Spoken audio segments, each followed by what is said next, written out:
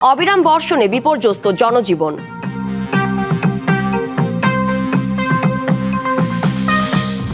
বসবাসের অযোগ্য শহরের তালিকায় ঢাকা তৃতীয়। দেশকে সব প্রাণ আর প্রাণীর বাসযোগ্য করার আহ্বান প্রধানমন্ত্রীর।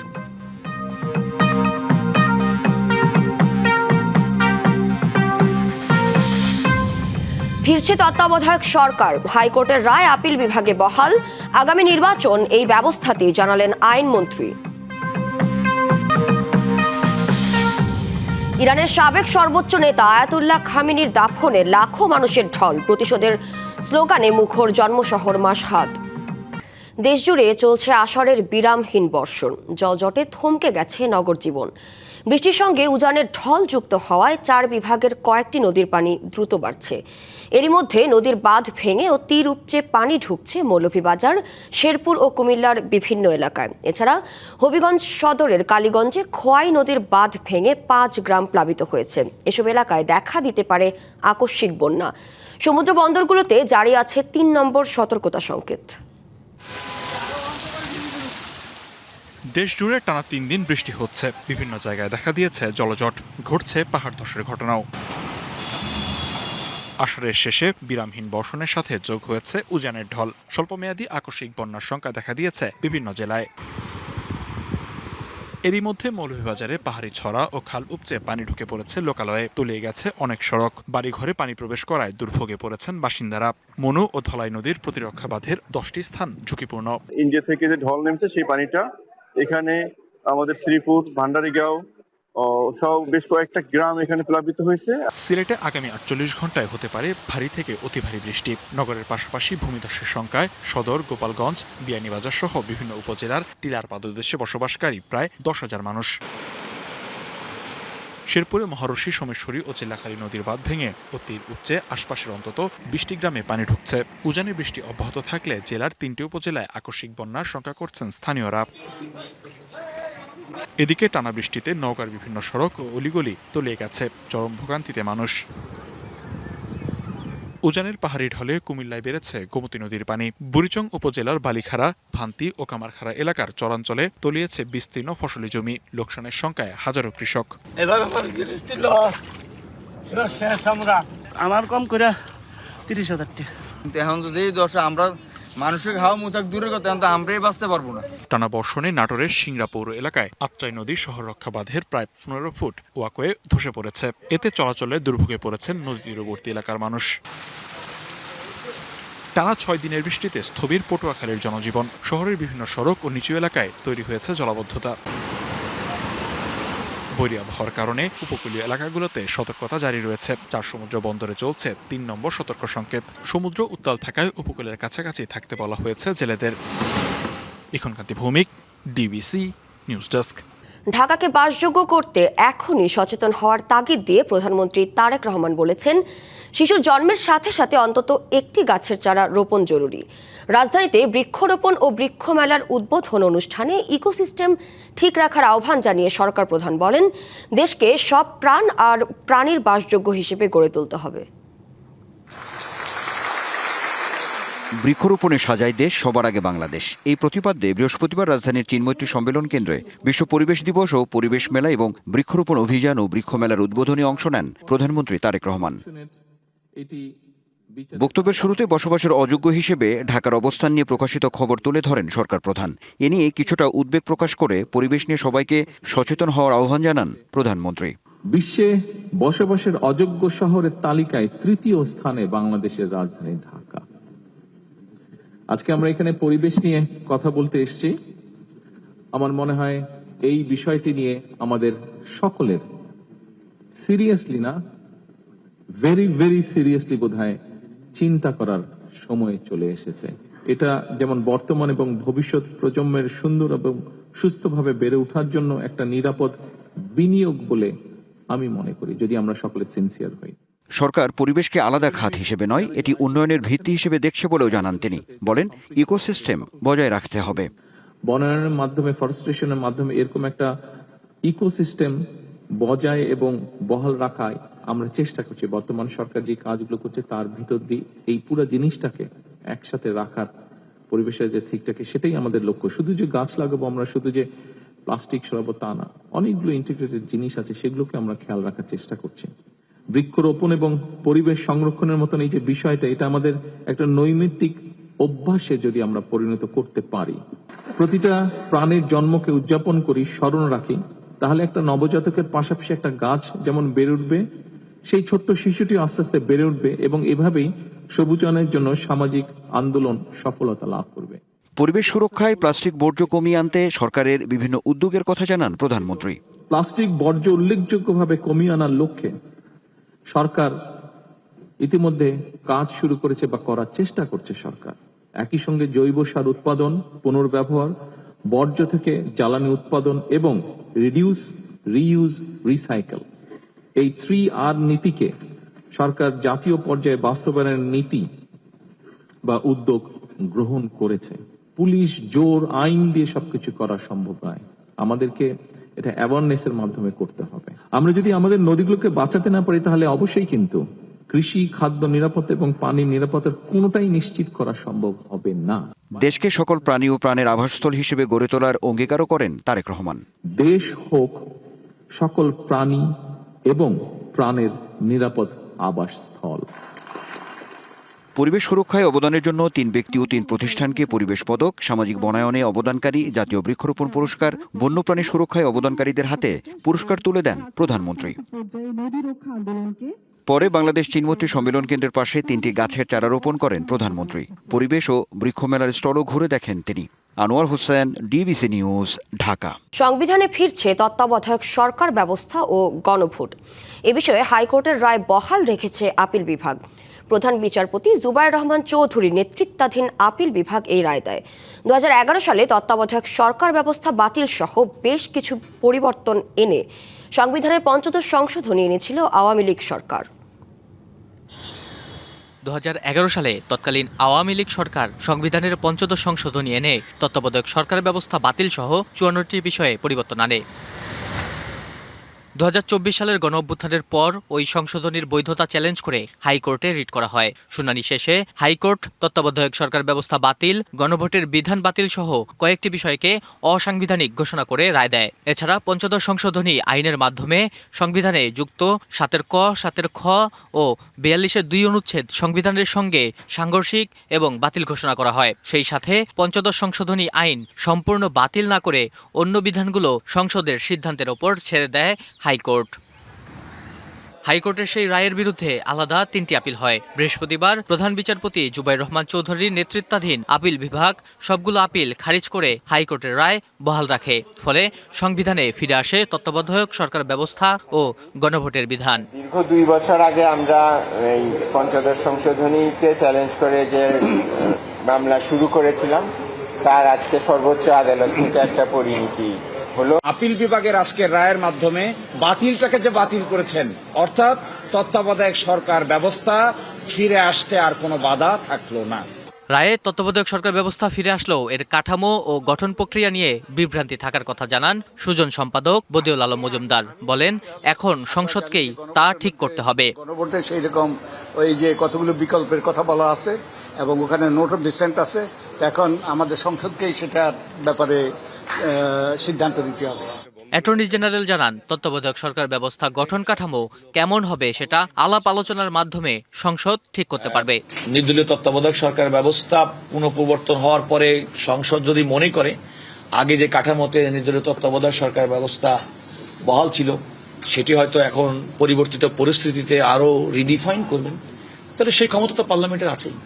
তত্ত্বাবধায়ক সরকার ব্যবস্থার রূপরেখা কেমন হবে তা নির্ধারণে এখন সংসদের আইন প্রণয়নের দিকেই তাকিয়ে থাকবে রাজনৈতিক অঙ্গন। নাজমুল হুদা, ডিবিসি নিউজ, ঢাকা। আগামী জাতীয় নির্বাচন তত্ত্বাবধায়ক সরকারের অধীনেই হবে বলে জানালেন আইনমন্ত্রী মোহাম্মদ আসাদুজ্জামান। সচিবালয়ে নিজ দপ্তরের সংবাদ সম্মেলনে তিনি একথা জানান। মন্ত্রী বলেন, তত্ত্বাবধায়ক সরকার বিএনপির আন্দোলনের ফসল। আদালতের রায় এবং জন আকাঙ্ক্ষার ভিত্তিতে আগামী নির্বাচন পদ্ধতি ঠিক হবে। আপনারা জানেন, তত্ত্বাবধায়ক সরকার এটা বিএনপির আন্দোলনের ফসল। ৯৯ সালে যে নির্বাচন হলো সেটা বিএনপি বেগম খালেদা জিয়ার নেতৃত্বে যে সংগ্রাম হয়েছিল, সেই সংগ্রামের ফসল ছিল অন্তর্বর্তীকালীন সরকার। তত্ত্বাবধায়ক সরকার প্রক্রিয়ায় গেছি। ৯৬ সালে বিএনপি পার্লামেন্টে ত্রয়োদশ সংশোধনীর বিল এনেছিলেন। স্থানীয় সরকার নির্বাচন উপলক্ষে 31শে আগস্ট চূড়ান্ত ভোটার তালিকা প্রকাশ করবে নির্বাচন কমিশন। বৃহস্পতিবার ইসির সিনিয়র সহকারী সচিব নাসির উদ্দিন চৌধুরীর স্বাক্ষরিত চিঠিতে সিদ্ধান্তের কথা জানানো হয়েছে। হালনাগাদ ভোটার তালিকা খসড়া, দাবি আপত্তি ও নিষ্পত্তির সময়সূচি তুলে ধরে প্রয়োজনীয় ব্যবস্থা নিতে বৃহস্পতিবার সব উপজেলা বা থানা কর্তৃপক্ষের কাছে নির্দেশনা পাঠানো হয়েছে। 2008 সালের 31শে জুলাই বা তার আগে যাদের জন্ম, এদিকে ভোট কেন্দ্রে ও ভোট কক্ষ স্থাপনের নীতিমালায় বড় পরিবর্তন এনেছে নির্বাচন কমিশন। এখন থেকে স্থানীয় সরকার নির্বাচনে 600 পুরুষ ও 500 নারী ভোটারের জন্য একটি কক্ষ নির্ধারণ করা হয়েছে। ভোটার সংখ্যার অনুপাতে ভোট কক্ষ নির্ধারণের আগের নিয়ম সংশোধন করে এ বিষয়ে নতুন নির্দেশনা জারি করেছে ইসি। বৃহস্পতিবার কমিশনের সিনিয়র সহকারী সচিব মোহাম্মদ রশিদ মিয়ার সই করা এক গেজেটে তথ্য জানা গেছে। গঙ্গা চুক্তির গুরুত্ব ভারত বুঝবে এমন আশা পররাষ্ট্র প্রতিমন্ত্রী শামা ওবায়দের। আর সে লক্ষ্যে দেশটির সাথে আলোচনা ইতিবাচকভাবে এগোচ্ছে বলেও জানিয়েছেন তিনি।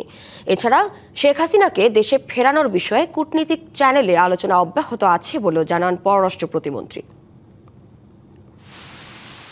ডিসেম্বরে শেষ হচ্ছে 30 বছর মেয়াদী গঙ্গার পানি চুক্তি। নবায়নের সময় বেশি না থাকলেও ভারতের সাথে এ নিয়ে আলোচনার দৃশ্যমান অগ্রগতি নেই। আগের চুক্তি নবায়ন হবে নাকি এতে নতুন কিছু যুক্ত হবে সে বিষয়েও কিছু জানা যায়নি। এ নিয়ে পররাষ্ট্র প্রতিমন্ত্রী জানান, বন্ধু দেশ হলে ভারতকে এই চুক্তির গুরুত্ব বুঝতে হবে। আলোচনা ইতিবাচকভাবে এগোচ্ছে বলেই দাবি তার। গঙ্গা চুক্তি নিয়ে ভারতের সাথে আমাদের যেই দ্বিপাক্ষিক আলোচনা হচ্ছে, সব আলোচনা তো ভিজিবল না, আলোচনা তো চলতে থাকে। তো যে দ্বিপাক্ষিক আলোচনা হচ্ছে সেই আলোচনায় আমি বিশ্বাস করি যে গঙ্গা চুক্তির গুরুত্বটা এবং গঙ্গার পানির গুরুত্বটা ভারত বুঝতে পারে এবং সেটা বিবেচনায় রেখে আমাদের দ্বিপাক্ষিক সম্পর্কটাকে যাতে কোনো রকমভাবেই ক্ষতিগ্রস্ত না হয় সেটা মাথায় রেখেই ভারত সিদ্ধান্ত নেবে এবং আমরা মনে করি যে এটা পজিটিভ দিকেই আগাচ্ছে। শেখ হাসিনার দেশে ফেরা নিয়ে বক্তব্যের বিষয়ে শামা ওবায়দ বলেন, একজন মানবতা বিরোধী অপরাধী বিদেশে থেকে কি বক্তব্য দিচ্ছেন তা বিবেচ্য নয়। তিনি বাংলাদেশে বহু অন্যায় অত্যাচার কুকর্ম করে উনি বিদেশে পালিয়ে আছেন। তো ওনার এখানে শেখ হাসিনা কি বলছে না বলছে ওনার বক্তব্য তো এখানে রেলেভেন্ট না। বন্দি বিনিময় চুক্তির আওতায় যেই প্রোটোকল আছে, যে নর্মস আছে, সেই নর্মস অনুযায়ী ওনাকে এনে এখানে অন্য বিচার করা হবে এবং সেটাই তো মনে হয় বাংলাদেশের জনগণ চায়। এদিকে পররাষ্ট্র মন্ত্রণালয়ে বেশ কিছু রদবদলের বিষয়ে তিনি জানান, যোগ্যতা অনুযায়ী স্বাভাবিকভাবে হচ্ছে এসব রদবদল। সরকারের বিভিন্ন মন্ত্রণালয়ে চেঞ্জ হবে, রদবদল হবে, নতুন লোক আসবে, সেটা তো চলমান প্রক্রিয়া, এটা তো কোনো নতুন কিছু না। ইশরাত জাহান উর্মি, ডিবিসি নিউজ, ঢাকা। দেশের ইতিহাসে সর্বোচ্চ পরিমাণের খাদ্যশস্য মজুত রয়েছে বলে জানিয়েছেন খাদ্য প্রতিমন্ত্রী মোহাম্মদ আব্দুল বারী। এদিকে প্রতিটি উপজেলায় 101 শয্যা বিশিষ্ট হাসপাতাল স্থাপন করার কাজ শুরু হয়েছে বলে জানান স্বাস্থ্য ও পরিবার কল্যাণ মন্ত্রী সরদার মোহাম্মদ সাখাওয়াত হোসেন। আর ফুটবল বিশ্বকাপকে কেন্দ্র করে সহিংসতা না ঘটানোর আহ্বান যুব ও ক্রীড়া প্রতিমন্ত্রীর। দুর্গত মানুষের নিরাপত্তা ও ত্রাণ সহায়তায় সরকার সর্বোচ্চ গুরুত্ব দিয়ে কাজ করছে বলে জানান ত্রাণমন্ত্রী আসাদুল হাবিব দুলু। বৃহস্পতিবার সংসদে এসব ছাড়াও প্রশ্নোত্তর পর্বে বিদেশে কর্মী পাঠানো, শিক্ষা, নিত্য প্রয়োজনীয় পণ্যের দাম সহনীয় রাখা সহ নানা বিষয় উঠে আসে। স্পিকার, আপনাকে ধন্যবাদ। বৃহস্পতিবার বিকেলে স্পিকার বীর মুক্তিযোদ্ধা হাফিজ উদ্দিন আহমেদের সভাপতিত্বে ত্রয়োদশ জাতীয় সংসদের দ্বিতীয় অধিবেশনে প্রশ্নোত্তর পর্বে অংশ নেন বিভিন্ন মন্ত্রণালয়ের দায়িত্বে থাকা মন্ত্রী ও প্রতিমন্ত্রীরা। 77 মেট্রিক টন। এক প্রশ্নের জবাবে বর্তমানে দেশের খাদ্য মজুদের তথ্য তুলে ধরেন খাদ্য প্রতিমন্ত্রী। 2,03,684 মেট্রিক টন ধান, অর্থাৎ চালের আকারে 22,90,277 মেট্রিক টন খাদ্যশস্য আমাদের মজুদ আছে। এটি আমাদের দেশে যে কোনো সময়ের চেয়ে সর্বোচ্চ। দেশের বর্তমান প্রাকৃতিক দুর্যোগ মোকাবেলায় পদক্ষেপের বিষয়ে দুর্যোগ ব্যবস্থাপনা ও ত্রাণমন্ত্রী জানান, দুর্গত মানুষের নিরাপত্তা ও ত্রাণ সহায়তায় সরকার সর্বোচ্চ গুরুত্ব দিয়ে কাজ করছে। গত আর্থিক বছরে আমরা মাননীয় সংসদ সদস্যদের মধ্যে আমরা চেষ্টা করেছি কিছু বরাদ্দ দেওয়ার জন্য। যেহেতু আর্থিক বরাদ্দ এবছর আমরা পেয়েছি, আমরা হয়তো শীঘ্রই সে বরাদ্দ দিব। আরেক প্রশ্নের জবাবে প্রত্যন্ত অঞ্চলে স্বাস্থ্য সেবা ছড়িয়ে দেওয়ার প্রতিশ্রুতি দেন স্বাস্থ্যমন্ত্রী। আমাদের বর্তমান প্রধানমন্ত্রী জনাব তারেক রহমান এই কিছুদিন আগে বাংলাদেশের প্রত্যেকটি উপজেলা 50 শয্যা বিশিষ্ট হাসপাতালকে 101 শয্যা বিশিষ্ট হাসপাতালে রূপান্তরিত করার ঘোষণা দিয়েছেন। সমস্ত কাজ আমরা এগিয়ে নিয়ে যাচ্ছি মাননীয় স্পিকার। এদিকে আগামী 5 বছরে বিদেশে 1 কোটি দক্ষ কর্মী পাঠানোর পরিকল্পনা তুলে ধরেন প্রবাস কল্যাণ মন্ত্রী। আগামী 5 বছরে বিদেশে 1 কোটি দক্ষ কর্মী প্রেরণের পরিকল্পনা গ্রহণ করা হয়েছে। যে বিদেশে যারা এই পর্যন্ত মৃত্যুবরণ করেছে রাষ্ট্রীয় খরচে লাশকে বাড়ি পর্যন্ত পৌঁছানো সহ তার দাফন কাফন সহ সবকিছুই আমরা সম্পন্ন করে আসছি।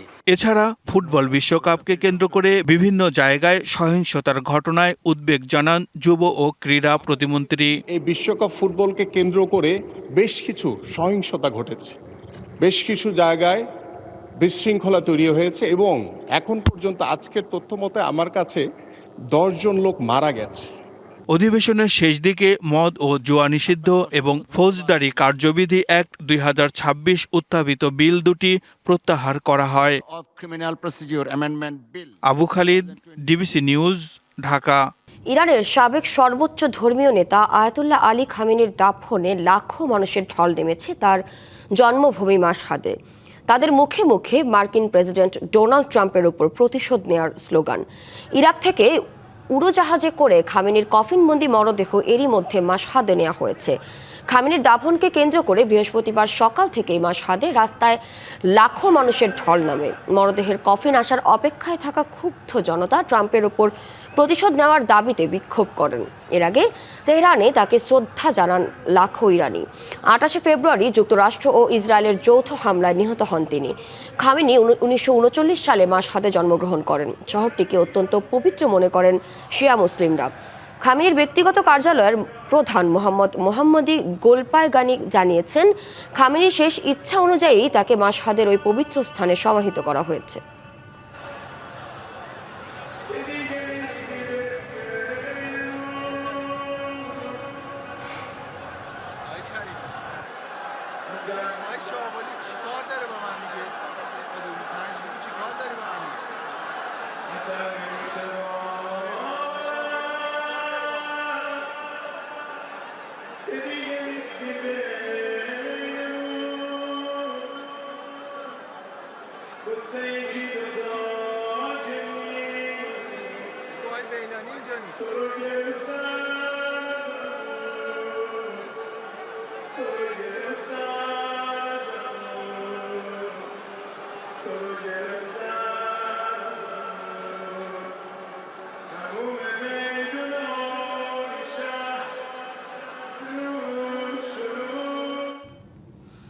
জন্মস্থান ইরানের মাশহাদে চলছে আয়াতুল্লাহ আলী খামেনির দাফনে আনুষ্ঠানিকতা। সরাসরি যাচ্ছি সেখানে। যুক্তরাষ্ট্রের আকস্মিক হামলার জবাবে এবার কুয়েত, ইরাক ও জর্ডানে থাকা মার্কিন ঘাঁটিতে ব্যাপক ক্ষেপণাস্ত্র হামলা চালিয়েছে তেহরান। ইরানের রাষ্ট্রীয় সংবাদ মাধ্যম মেহর নিউজ এ তথ্য জানিয়েছে। তবে জর্ডান দাবি করেছে তারা আকাশ প্রতিরক্ষা ব্যবস্থার মাধ্যমে ইরানের ছোড়া 8টি ক্ষেপণাস্ত্র আকাশেই ধ্বংস করেছে। এর আগে ইরানের চাবাহার শহরের বেহেশতি বন্দরে মার্কিন হামলায় কন্ট্রোল টাওয়ারটির ব্যাপক ক্ষয়ক্ষতি হয়। এছাড়া দক্ষিণ পশ্চিমাঞ্চলীয় খুজেস্তান প্রদেশে হামলায় 3 জন আইআরজিসি সেনা নিহত হয়েছেন বলে নিশ্চিত করেছে ইরানের রাষ্ট্রীয় গণমাধ্যম। এদিকে বৈশ্বিক বাণিজ্যের জন্য কৌশলগত হরমুজ প্রণালীর উপর পূর্ণ নিয়ন্ত্রণের দাবি করেছে আইআরজিসি। ইরানের পূর্বানুমতি ছাড়া এই জলসীমায় যে কোনো বিদেশি হস্তক্ষেপের বিরুদ্ধে বিধ্বংসী জবাব দেওয়া হবে বলে সতর্ক করেছে বাহিনীটি। পূর্ব চীনের ফুজিয়ান প্রদেশে একটি জুতার কারখানায় ভয়াবহ অগ্নিকাণ্ডে অন্তত 28 জন নিহত হয়েছে। চীনের রাষ্ট্রীয় সংবাদ মাধ্যমের বরাতে এই তথ্য জানানো হয়েছে। বৃহস্পতিবার দুপুরে জিনজিয়াংয়ের চেংদাই শহরের হুইতেং শু ইন্ডাস্ট্রির এই কারখানায় আগুন লাগে। খবর পেয়ে দ্রুত ঘটনাস্থলে ছুটে যান 183 জন দমকল কর্মী এবং 35টি ফায়ার ইঞ্জিন। ফায়ার সার্ভিস জানায়, কারখানার সিঁড়িতে বিপুল পরিমাণ আবর্জনা ও মালামাল স্তূপ করে রাখায় আগুন নেভাতে এবং উদ্ধার কাজ চালাতে মারাত্মক বেগ পেতে হয় কর্মীদের। আগুন লাগার কারণ জানা যায়নি, তদন্ত চলছে। এদিকে চীনের জরুরি ব্যবস্থাপনা মন্ত্রণালয় আটকে পড়াদের দ্রুত উদ্ধার এবং আহতদের জরুরি চিকিৎসা নিশ্চিত করতে সর্বোচ্চ নির্দেশ দিয়েছে। জিনজিয়াং শহরটি চীনের অন্যতম প্রধান জুতা উৎপাদন কেন্দ্র, যা বিশ্বব্যাপী মোট স্পোর্টস জুতার 20% সরবরাহ করে। সংবাদে এই ছিল এখনকার মতো। ডিবিসি নিউজের সংবাদগুলো পড়তে ভিজিট করুন dbcnews.tv আর ভিজিট করুন ডিবিসি নিউজের ফেসবুক পেজ এবং ইউটিউব চ্যানেল। সঙ্গেই থাকুন।